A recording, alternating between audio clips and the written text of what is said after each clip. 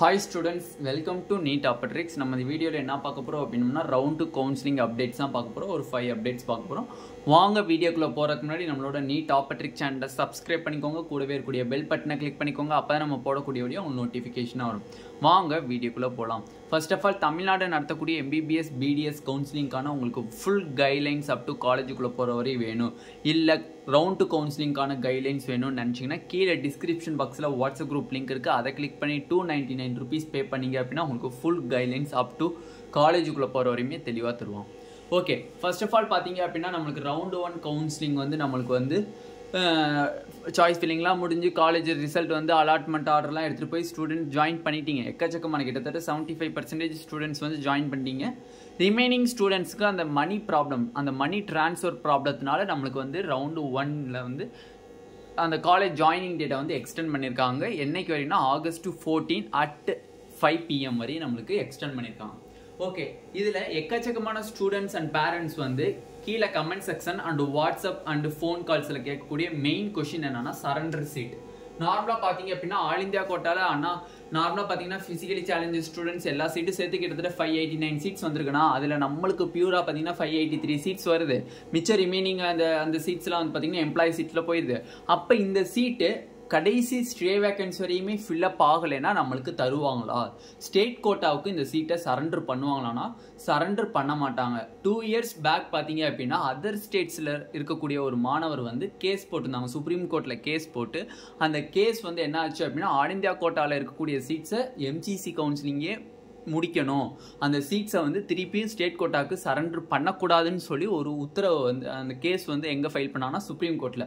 அதுக்கு supreme court என்ன சொல்லிச்சுன்னா, ஆமாம் MCCயில் அவங்க வந்து 15% சீட்ஸை வந்து ஆல் இந்தியா கோட்டாவுக்கு ஒதுக்குறாங்கன்னா அந்த 15% சீட்ஸை வந்து ஸ்டேட் கோட்டாவுக்கு சரண்டர் பண்ணக்கூடாதுன்னு சொல்லி 2 years பேக் வந்து நம்மளுக்கு வந்து என்ன பண்ணிட்டாங்க, மீன்ஸ் இந்த கேஸுக்குரிய உத்தரவு வந்துச்சு. அதனால இந்த கடைசி 2 வருஷமா நம்மளுக்கு சரண்டர் சீட்டு கிடையாது.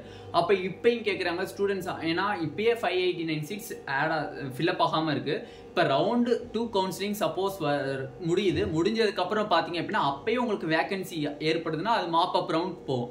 மாப் அப் ரவுண்ட்லேயும் வேகன்சி ஏற்படுதுன்னா ஸ்டே வேகன்சிக்கு போகும். ஸ்டே வேகன்சிலையும் சீட்டு வந்து வேக்கண்டாக இருந்தால் என்னென்ன பண்ணுவாங்க அப்படின்னு கேட்டிங்கன்னா அது அப்படியே போட்டுருவாங்க.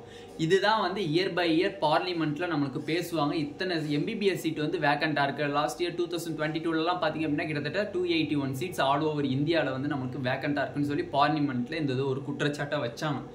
ஓகேவா? அதனால வந்து அந்த சீட் அதோட முடிச்சிருவாங்க. நம்மளுக்கு திருப்பிலாம் ரிட்டர்ன் பண்ண மாட்டாங்க. சீட் அப்படியே வேக்கண்டாகனா விடுவாங்களே தவிர சீட்டெல்லாம் ரிட்டர்ன் பண்ண மாட்டாங்க. ஓகேவா? அதனால வந்து ஸ்டூடெண்ட்ஸ் அண்ட் பேரண்ட்ஸ் வந்து அதை போட்டு குழப்பிக்காதீங்க, நம்மளுக்கு வந்து சீட்டு ரிட்டர்ன் வரும் அதனால நம்மளுக்கு வந்து கட் ஆஃப் கம்மியாகும் அப்படிங்கிறதெல்லாம் நினச்சிக்காதீங்க. நான் நிறையா பேரண்ட்ஸ் வந்து எஸ்டர்டே கால் பண்ணி இந்த டவுட்டை தான் கேட்டாங்க. சரண்டர் சீட்டு கண்டிப்பாக வரும்ல சார்? கண்டிப்பாக வரவே வராது. சரண்டர் சீட்டுங்கிறது நம்மளுக்கு கிடையவே கிடையாது. ஓகேவா? என்னதான் அவங்க குட்டி காரணம் போட்டாலும் அந்த சீட்ஸை அவங்க மட்டும்தான் ஃபில் பண்ணணுமே தவிர நம்மகிட்ட கொடுக்க மாட்டாங்க. ஓகே, ரெசிக்னேஷன் டேட் அப்படிங்கிறது என்னன்னா அப்படின்னு கேட்டிருந்தாங்க ஃபோன் கால்ஸ் அண்ட் கமெண்ட்ஸில். ரெசிக்னேஷன் டேட் அப்படிங்கிறது நல்லா புரிஞ்சுக்கணும். ரெசிக்னேஷன் டேட் அப்படிங்கிறது ஒரு காலேஜில் நீங்கள் ஜாயின் பண்ணிடுறீங்க. ஜாயின் பண்ணதுக்கப்புறம் அந்த காலேஜஸ் உங்களுக்கு பிடிக்கல, உங்களுக்கு அந்த காலேஜஸ் பிடிக்கல, காலேஜில் அட்மிஷன்லாம் போட்டுறீங்க, பே பண்ணிடுறீங்க. அது மேனேஜ்மெண்ட் கோட்டாவாக இருந்தாலும் சரி, செல்ஃப் ஃபினான்சிங் கோட்டாவாக இருந்தாலும் சரி, NRI கோட்டாவாக இருந்தாலும் சரி, கவர்மெண்ட் கோட்டாவாக இருந்தாலும் சரி, எந்த கோட்டாவாக இருந்தாலும் சரி, அந்த காலேஜில் நீங்கள் ஜாயின் பண்ணிவிட்டு உங்களுக்கு அந்த காலேஜில் இருக்கக்கூடிய ஃபெசிலிட்டிஸ் என்விரான்மெண்ட் எதுவுமே உங்களுக்கு பிடிக்கல, இல்லை டிஸ்டன்ஸ் ஓவராக இருக்குது, ஐ மீன்ஸ் ட்ராவலிங் டைம் வந்து ரொம்ப ஹெவியாக இருக்குது, 10 hours வருது, 12 hours வருது, அதனால ட்ராவல் பண்ணி போக முடியாது. சப்போஸ் நான் காலேஜில் லீவ் விட்டானா நான் வீட்டுக்கு போகணுன்னா அதுலேயே ஒரு நாள் ஸ்பெண்ட் ஆயிரும், எனக்கு அலைச்சல் ரொம்ப இருக்குது அப்படின்னு நினைக்கிறவங்க அந்த காலேஜை லீவ் இட் பண்ணணும், ஐ மீன்ஸ் அந்த காலேஜை விட்டு நான் வந்து ரிசைன் பண்ணிக்கிறேன்னு நினைப்பாங்க. அப்படிப்பட்டவங்க அவங்க இஷ்டத்துக்கு ரிசைன் பண்ண முடியாது. ஓகேவா? அதுக்குன்னு ஒரு டேட் வந்து TN மெடிக்கல் செலெக்ஷன்லேருந்து அறிவிப்பாங்க. எப்போ அறிவிப்பாங்க அப்படின்னா August 14 அப்புறம். ஏன்னா 14 தான் நம்மளுக்கு last date of joining date. 14 அப்புறமா நம்மளுக்கு வந்து ரெசிக்னேஷன் டேட்னு சொல்லி TN மெடிக்கல் செலெக்ஷன்லேருந்து ரிலீஸ் பண்ணுவாங்க. அந்த ஒரு 4 நாட்களோ 5 நாட்களோ இல்லை 3 நாட்களோ அந்த டேட்ஸ்குள்ளே தான் நீங்கள் ரிசைன் பண்ணணும். அந்த டேட்ஸ் சொன்ன டேட், ஃபார் எக்ஸாம்பிள் இப்போ உங்களுக்கு வந்து August 18 நீங்கள் ரிசைன் பண்ணிக்கலாம். August 15 இருந்து August 18 நீங்க ரிசைன் பண்ணிக்கலாம்னு ஒரு டேட் TN மெடிக்கல் செலெக்ஷன்ல இருந்து தாராங்கன்னு வச்சுக்கோங்க. எக்ஸாம்பிளுக்கு இந்த டேட்டுக்குள்ள தான் நீங்க ரிசைன் பண்ணணும். இந்த டேட்டுக்குள்ள நீங்க ரிசைன் பண்ணீங்கன்னா உங்களுக்கு நோ பெனால்டி. இந்த டேட்டுக்குள்ள நீங்க ரிசைன் பண்ணீங்க அப்படின்னா நோ பெனால்டி. சப்போஸ் ஆகஸ்ட் 18 தாண்டி போயிடுச்சு, ஆகஸ்ட் 19லயோ ஆகஸ்ட் 20லயோ நீங்க போய் ரிசைன் பண்றீங்க அப்படின்னா உங்களுக்கு பெனால்டி கட்டணும், பெனால்டி கொடுக்கணும். ஓகேவா? ஏன்னா வந்து நீங்க வந்து நார்மலா வந்து ஆகஸ்ட் 14 வரையும் பார்த்தீங்க அப்படின்னா உங்களுக்கு last date of joining date, அதில் நீங்கள் சேராமல் இருக்கலாம். ஓகேவா? இல்லைனா அலாட்மெண்ட் ஆர்டரை எடுத்துக்கிட்டு இல்லை சார் எனக்கு காலேஜ் பிடிக்கலன்னு சொல்லியிருக்கலாம், அதெல்லாம் அடுத்த பிரச்சனை. பட் ரிசைனிங் டேட்டு அப்படிங்கிறது ரிசைன் பண்ணக்கூடிய டேட். காலேஜில் ஜாயின் பண்ணிட்டாங்க ஒரு ஸ்டூடெண்ட்ஸ் ஜாயின் பண்ண சீட்டை ரிசைன் பண்ணுறாங்க அப்படின்னா அவங்க சொல்கிற டேட்டுக்குள்ளே தான் நீங்கள் வந்து ரிசைன் பண்ணணும். அப்போ தான் உங்களுக்கு பெனால்ட்டி கேட்க மாட்டாங்க. சப்போஸ் நீங்கள் அவங்க சொன்ன டேட்டை தாண்டி நீங்கள் வந்து ரிசைன் பண்ணீங்க அப்படின்னா நீங்கள் பெனால்ட்டி கட்டுற மாதிரி இருக்கும், அந்த டியூஷன் ஃபீஸ் கட்டுற மாதிரி இருக்கும். அதை வந்து டிஸ்கண்டினியூஷன் ஃபீயாக அவங்க வந்து கன்சிடர் பண்ணிக்குவாங்க. ஓகேவா?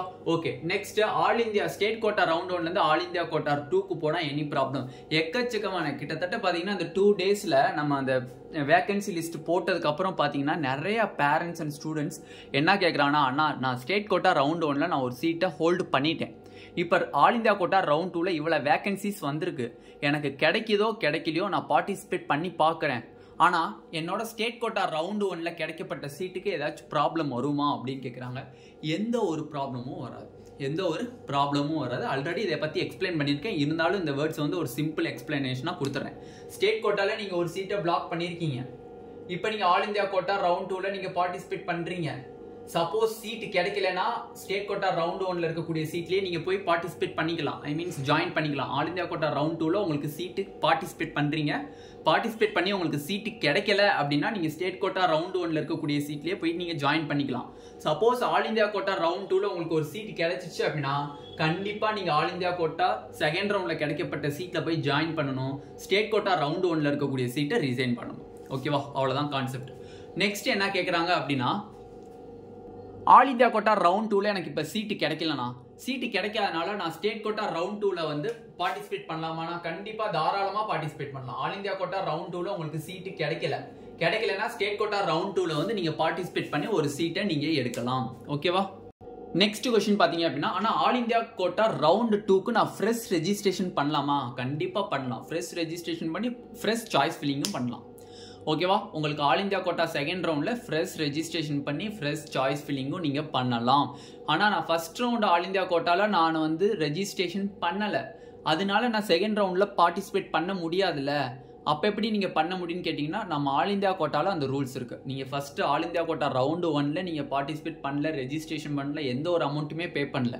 ஆனால் ரவுண்டு 2ல நீங்கள் டேரெக்டாக போய் பார்ட்டிசிபேட் பண்ணலாம். நியூ ரெஜிஸ்ட்ரேஷன் பண்ணிக்கலாம், நியூ சாய்ஸ் ஃபில்லிங் பண்ணிக்கலாம், நியூ பேமெண்ட் பண்ணிக்கலாம். ஓகேவா? அதனால எந்த ஒரு ப்ராப்ளமும் வராது. பட் நம்ம ஸ்டேட் கோட்டாவில் சிங்கிள் ரெஜிஸ்ட்ரேஷன் தான். ரவுண்டு 1ல நீங்கள் என்ன ரெஜிஸ்ட்ரேஷன் பண்ணுறீங்களோ அதுதான் வந்து 4th ரவுண்டு வரையும் உங்களுக்கு வரும். அதே மாதிரி ரவுண்டு 1ல என்ன சாய்ஸ் ஃபில்லிங் பண்ணுறீங்களோ அதுதான் உங்களுக்கு 4th ரவுண்டு வரையும் வரும். ஓகேவா? நெக்ஸ்ட் வந்து எக்கச்சக்கமான ஸ்டூடெண்ட்ஸ் அண்ட் பேரண்ட்ஸ் ஆனால் நீங்கள் லைவ் செக்ஷன் வாங்க, எங்களுக்கு நிறைய டவுட் இருக்குன்னு கேட்டிருந்தீங்க. மேக்ஸிமம் இன்னைக்கு ஈவினிங் 7 o'clock நம்ம சேனல் வந்து லைவ் செக்ஷன் கண்டக்ட் பண்ணுறாங்க. நெக்ஸ்ட் அப்கிரேடேஷன் டவுட்ஸ் பார்த்தீங்க அப்படின்னா நிறைய பேத்துக்கு இருக்கு. அந்த அப்கிரேடேஷன் டவுட்ஸ் வந்து நம்ம லைவ் செக்ஷன்ல டீடைல்டாக நம்ம எக்ஸ்பிளைன் பண்ணுவோம். ஓகேவா? இந்த வீடியோவில் டீடைல்டாக ரவுண்ட் 2 கவுன்சிலிங் அப்டேட்ஸ் பார்த்தாச்சு. இந்த வீடியோ உங்களுக்கு பிடிச்சிருந்துச்சு அப்படின்னா நம்மளோட நீட் ஆப்பர்ட்ரிக் சேனலை சப்ஸ்கிரைப் பண்ணிக்கோங்க, கூடவே இருக்கக்கூடிய பெல் பட்டனை கிளிக் பண்ணிக்கோங்க. அப்போ நம்ம போடக்கூடிய வீடியோ நோட்டிஃபிகேஷன் ஆகும். உங்கள் ஃப்ரெண்ட்ஸ் எல்லாத்துக்குமே ஷேர் பண்ணிக்கோங்க. Thank you, students.